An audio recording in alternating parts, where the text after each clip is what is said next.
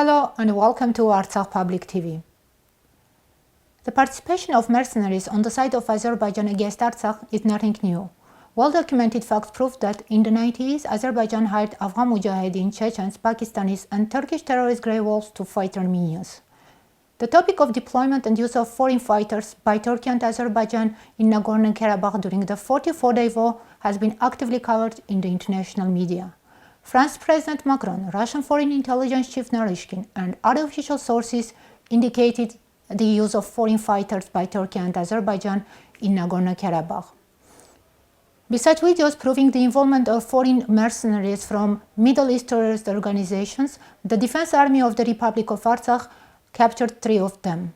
What happened to these mercenaries after the war, and are they still in our region? My guest today is Lindsey Snell, an investigative journalist. She was on the ground during the hostilities during the 44-day war, and she is one of the first to reveal the presence of Syrian mercenaries in Artsakh. Stay tuned.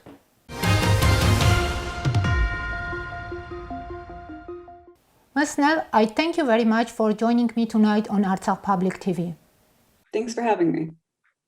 Covering conflict is not an easy job. You have felt this on your own skin, facing a number of challenges during your experience in Syria, in Turkey and so on. What brought you to Artsakh during the hostilities, and why you decided to come to Artsakh to cover the war? Like you said, I've been covering war for almost a decade now, in Syria and Libya and Iraq.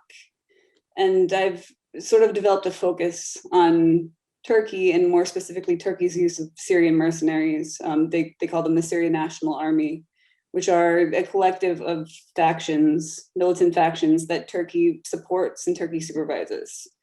And as of December 2019, Turkey was sending them abroad. Turkey first sent them to Libya. To this day, there are still more than 10,000 Syrian mercenaries in Libya. And so there had been rumors starting last summer that Erdogan would be sending the Syrian mercenaries to Artsakh. And I started following it at that point. And then when the rumors were confirmed, I felt compelled to see it firsthand. You were in Artsakh, and I suppose as a journalist witnessed many things on the ground.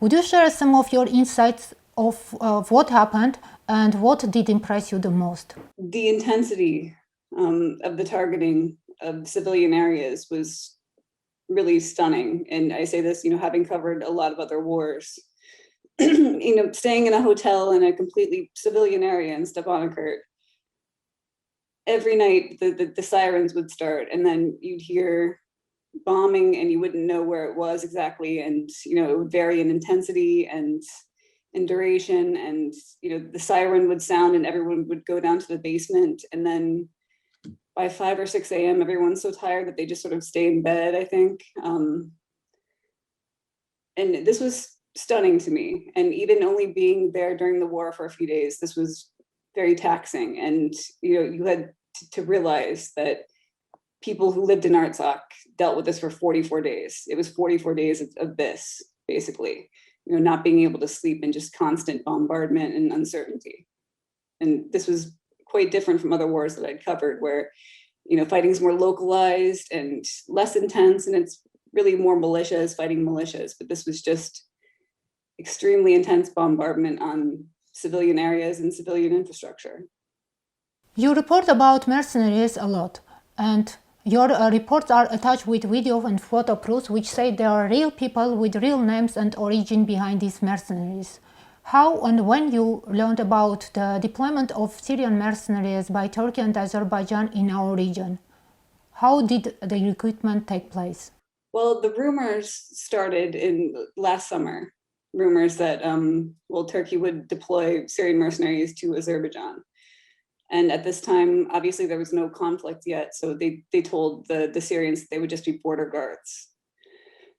And this rumor was swirling at the same time that other rumors were swirling. There still are rumors that they'll be sent to Yemen, and there are rumors that they'll be sent to Qatar. So it just seemed like another one of the rumors. And then a few days before the actual deployment, I got word from some SNA contacts, Syrian National Army contacts, that no, it's really happening. We're going to fly in 2 days. And then the night, I think it was September 22nd of the first deployment, I got a picture of the Syrian mercenaries on, a military cargo aircraft, giving the camera a thumbs up. And that was the first deployment to Baku initially. And then obviously they went to Karabakh. There were fewer deployments to Karabakh than there have been to Libya, obviously, partially because I think that the time was so much less. Also, I think that the backlash was a lot more in Karabakh. Sending the mercenaries to Azerbaijan really seemed to ruffle a lot more feathers internationally. Whereas when Erdogan sent the mercenaries to Libya, he admitted it a few months after that they were sent. He said, yes, we have people from the Syrian National Army in Libya. To this day, though, despite all of the evidence and all of the proof, Azerbaijan and Turkey still deny that there were ever Syrian mercenaries in Karabakh. And there has to be a reason for that. And it's probably some sort of international backlash that they faced for that. So I think for that reason, fewer mercenaries were sent.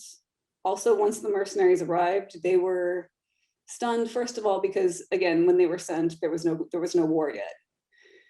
And then days later, the war started and they were immediately thrown into the front line in the infantry, basically.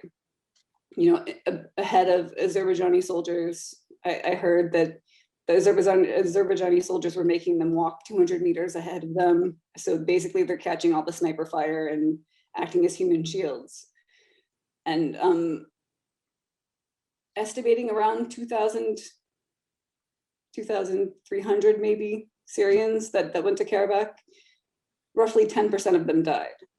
And in the span of 44 days, it's a stunning loss. So at some point, a lot of them simply refused to fight. 300 of them were even sent back to Turkey in the middle of the war. And I think at that point, they didn't have any further deployments and it was sort of done for the Syrians at that point.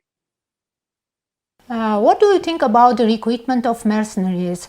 It's just a paid job or there is some ideology behind this?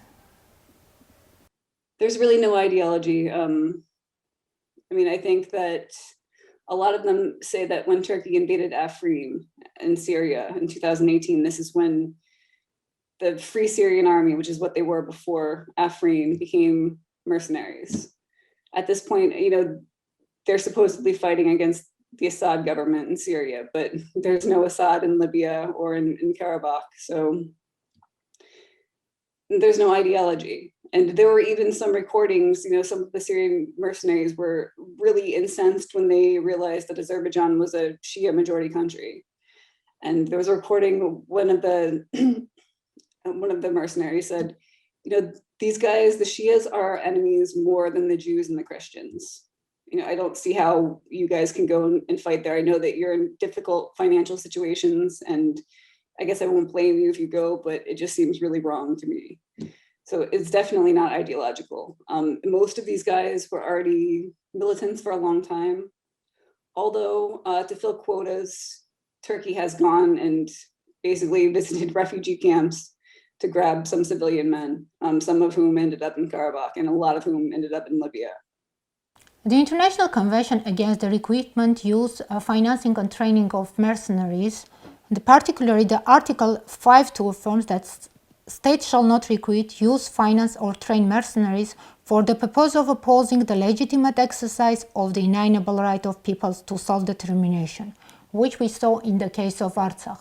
What do you think? What should be done to put an end to the recruitment of mercenaries in general? I don't mean these international conventions and other legal documents. Well, first, it's important to note that Turkey is actually using a private contractor called Sadat, which is owned by a man who used to be one of Erdogan's advisors. And I think that this is sort of a way for Turkey to, it's really absurd, but distance themselves from the mercenaries because it's not actually Turkey. It's the Sadat Corporation that's sending them to Libya, that sent them to Karabakh, that will send them to wherever they go next. So I think Turkey probably is doing that to be more in line with the law, although really it's absurd because obviously they're fighting on behalf of Turkey. Turkey has created a situation in Syria where there are tens of thousands of men who have nothing else to do and no other way to make money. Even the factions in Syria that didn't want to go to Libya, that haven't sent men to Libya and wouldn't send men to Karabakh, Turkey will hold their salaries. There are some factions that haven't sent any men to Libya that haven't been paid in 6 months. So, I mean, they're just squeezed and they're absolutely impoverished. They're starving. You know, the Syrian and the Turkish currencies are both very, very weak. And without any improvement in this, there's no reason for Turkey to stop using them as mercenaries because they're just disposable and they're cheap and they're there. He's farmed them basically. He's created a farm of nothing but impoverished mercenaries ready to go wherever Turkey wants to go. It takes an end to the conflict in Syria and an end to the annexation of Afrin and Jarablus and Tel Abyad and all the other places that Turkey's occupying now, and sort of propagating this poverty and desperation. And my last question. We learned that you have recently launched a website. Would you tell us more about it and how have you come to this idea of opening your own website? A month and a half ago, I was filming in the Kandil Mountains in Iraq, the PKK, the Kurdish Workers' Party, which is a group that's designated a terrorist organization by Turkey and the US and the EU and some other countries. I published an interview with the spokesman of this group, and it was legitimate news still. I was banned from Facebook for that.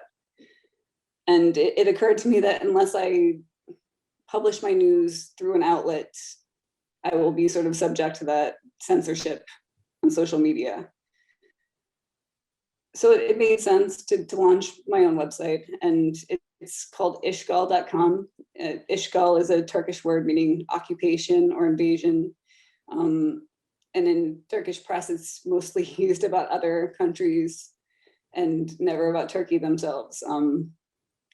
And the site isn't just content about Turkey, but a lot of it is there and is about Turkey, just because Turkey is invading a lot of countries. Thank you very much for your time and for the interview. Goodbye. Thank you.